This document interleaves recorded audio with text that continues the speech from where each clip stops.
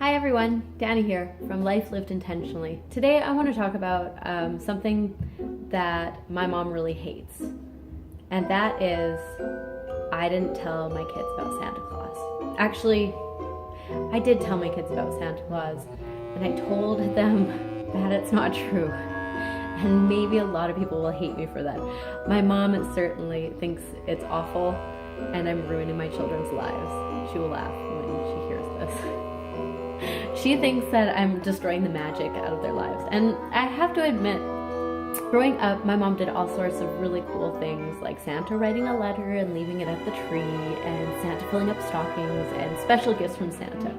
I don't know if I actually believed it at all, but it was a lot of fun, and it was good to make believe. And basically, I have told my children that the way that we see Santa everywhere, all over the stores or in commercials and advertisements, that Santa doesn't exist, and that he's made up, and he doesn't bring you presents.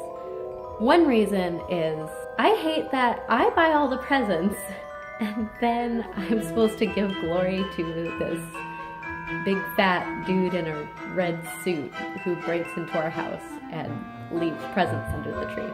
I just think it doesn't really make any sense. Why would I give him credit when I want my children to know that their father and myself, we love them and want to give them good gifts? For me, this is something that God does. He loves to give his children good gifts. I want them to understand the relationship that they have with us, and the things that we do for them is kind of a mirror image. It's not perfect, but it's a mirror image of them and God. You know, God being the good father and showering them with good gifts. Another reason we don't play along with the Santa game is because of the song, he's making a list, he's checking it twice, he's gonna find out who's naughty or nice. I hate that song. Do you know why I hate that song? I hate it because it's in a way kind of how we feel about God, whether we mean to or not. Like, no one has said like the Santa Claus is God, but somehow in my life I've always understood like the all-knowing, this all-knowing figure like Santa who knows what I've done. He's like holding it against me. He's saying if I'm good, then, you know, I get a present, and if I'm bad, then I get coal. And somehow I think we shift that onto God, and we think God has this list of all of our deeds, and he's like checking off, okay, Danielle's good, she did good things. And it's all about, you know, behavior, whether we're behaving good or moral. And I'm not saying that's wrong, but I'm saying that's not how God works. He doesn't want us to do things so that we get good check marks and that he can give us good gifts. He's God. He's full of grace and mercy for us, and he pours out his goodness on us, not because whether we're good or bad. Okay, reason number 3, and why we don't go along with the Santa myth, is because Santa was a real person. Actually, and you probably know that, his name's Saint Nicholas. Saint Nicholas of, I gotta get this right, Saint Nicholas of Myra, which is, I think, nowadays Turkey. And he was, as far as I understand, also made a bishop. This guy was really, really good. So good that they sainted him. They made him a saint, Saint Nicholas. That typically means that this person was awesome. And actually very little is known about Saint Nicholas, except that he was incredibly generous. There are stories about him that go from him calming water on the sea to rescuing people from death, to one story that I thought was really interesting is apparently he resurrected 3 children who were murdered and pickled in brine during a pork famine.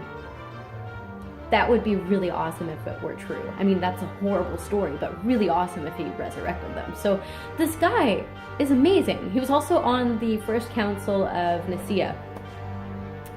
Nicaea. So that means he's like a father of our faith. He's a saint. And it drives me insane that somehow our culture has taken this the saint this amazing man of God, this father of our faith, and has created him to be like this Coca-Cola figure in the big red suit who's fat and has like a jolly beard and says ho ho ho. It feels like blasphemous almost in a way. Maybe I can't use that word, but it feels, or sacrilegious, I guess.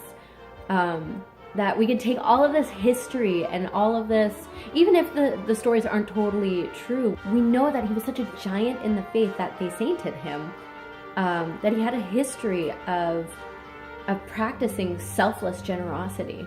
And then we take that story and we just water it down into some marketing ploy, which really makes me sick. It makes me sick, and this is why we don't play along with it.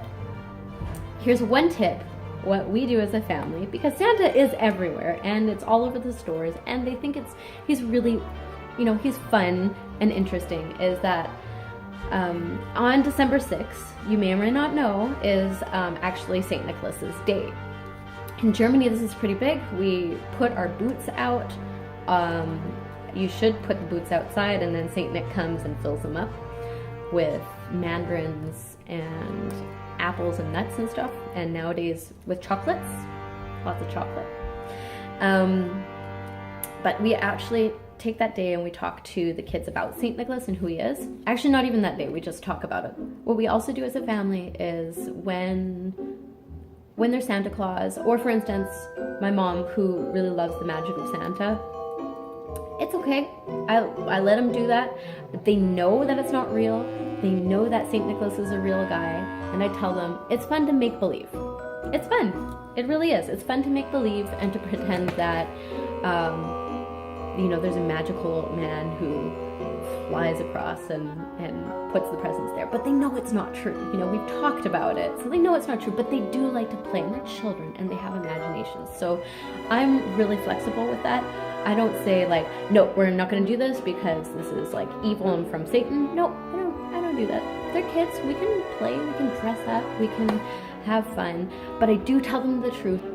We really try to teach them the basics of who St. Nicholas was, what is the truth, where do the presents actually come from, and what does generosity mean. So I really hope that helps you this Christmas.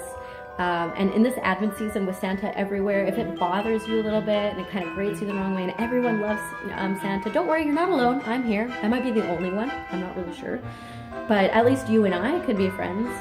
So write me a comment. Tell me what you think. Do you think Santa's a good idea, bad idea? Have you heard of St. Nicholas before? Let me know, and I hope you have a wonderful day. Bye-bye.